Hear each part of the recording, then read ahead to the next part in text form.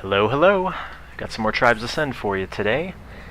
And this time I'm playing the Brute class, which, right off the bat, I will say I hate playing this class, and I'm not particularly good with this class. So, while the gameplay that I'm going to be showing this time is fairly good, I mean, it's decent, it's not quite up to standard, the stuff that I've been posting lately.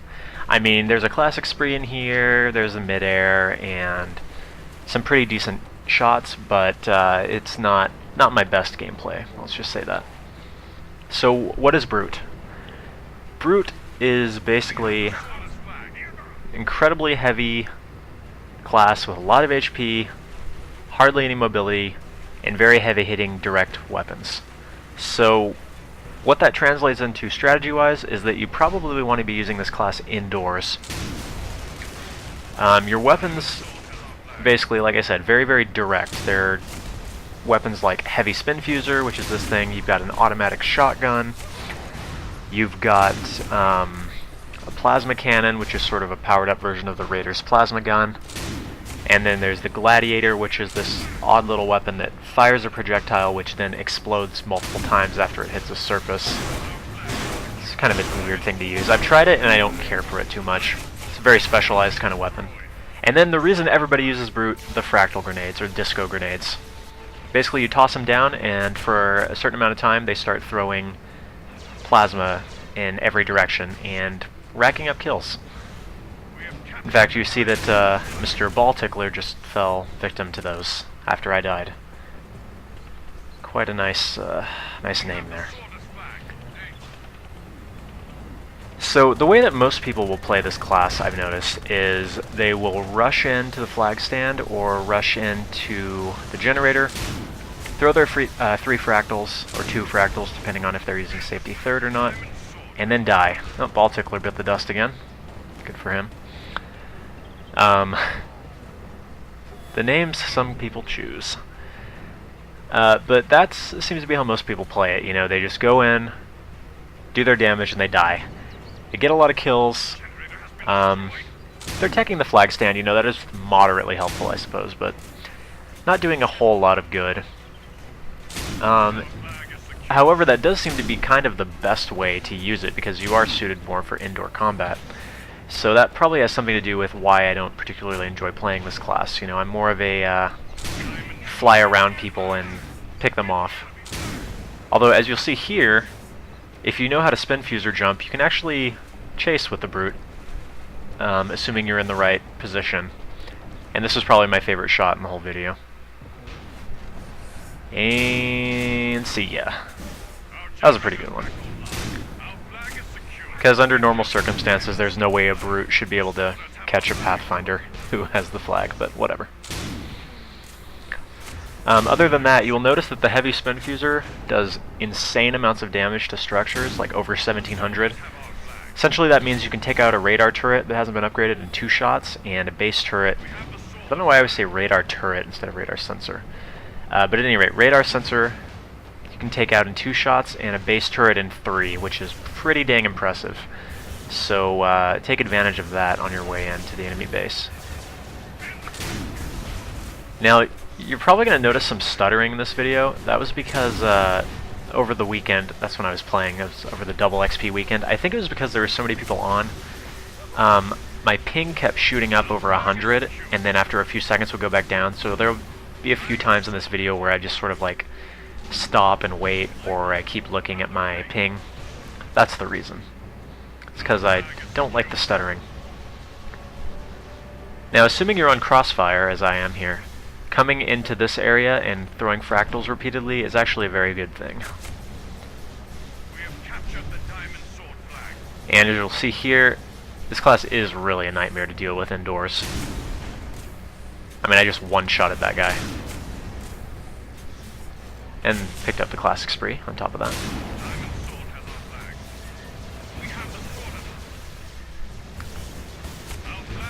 Unfortunately, that's going to be it for me.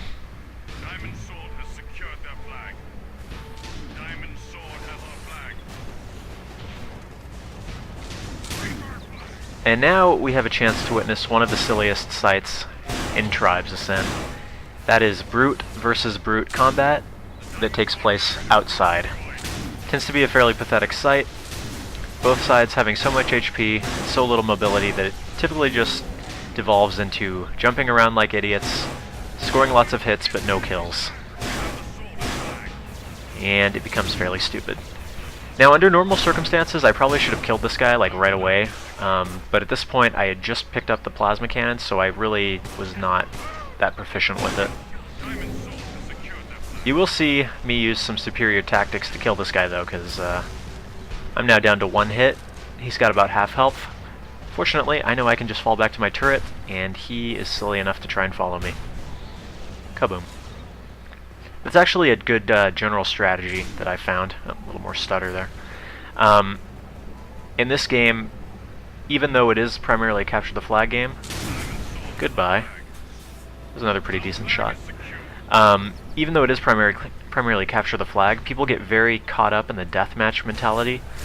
So if they think that they can kill you, they will follow you into some of the most disadvantageous tactical positions. So if you think you're about to die to somebody who's trying to fight you one-on-one, just fall back. You know, fall back to your teammates, fall back to your turrets.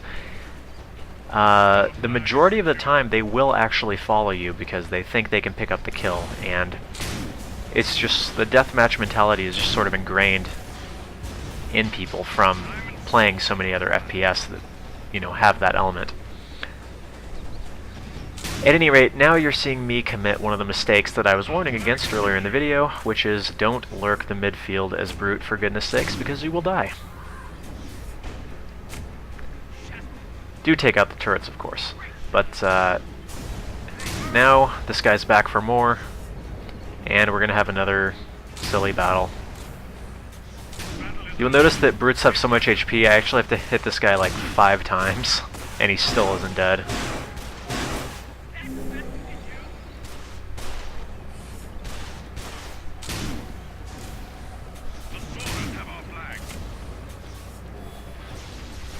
He's got a tiny bit of HP left. Unfortunately, his buddy comes in to help him. I'm able to pick up the midair, but then that's it. Incidentally, this Iron Cane guy, or Iron Kane, I assume it's Iron Cane, he was a dude who I had seen many times over the weekend, and he was pretty good, so wasn't too disappointed to be taken out by him. You know, whenever you get taken out by someone who you know is fairly good, you're not really that sad. So, was there anything else to say about Brute? Not really.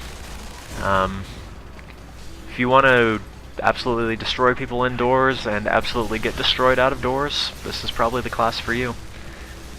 It is a pretty decent class for just racking up kills, but as far as tactical significance, it doesn't seem to be the best class in my opinion. It's more about just hitting hard, picking up 2 or 3 kills before you die. That's about it, honestly.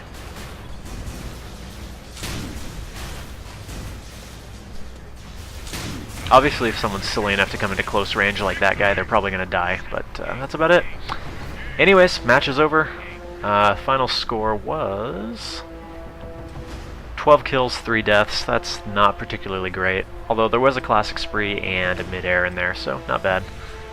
Somehow ended up on top of my team. I'm not sure what was going on there, but anyways, that's been the Brute. I will probably never play this class again, so till next time, thanks for watching, and I will see ya.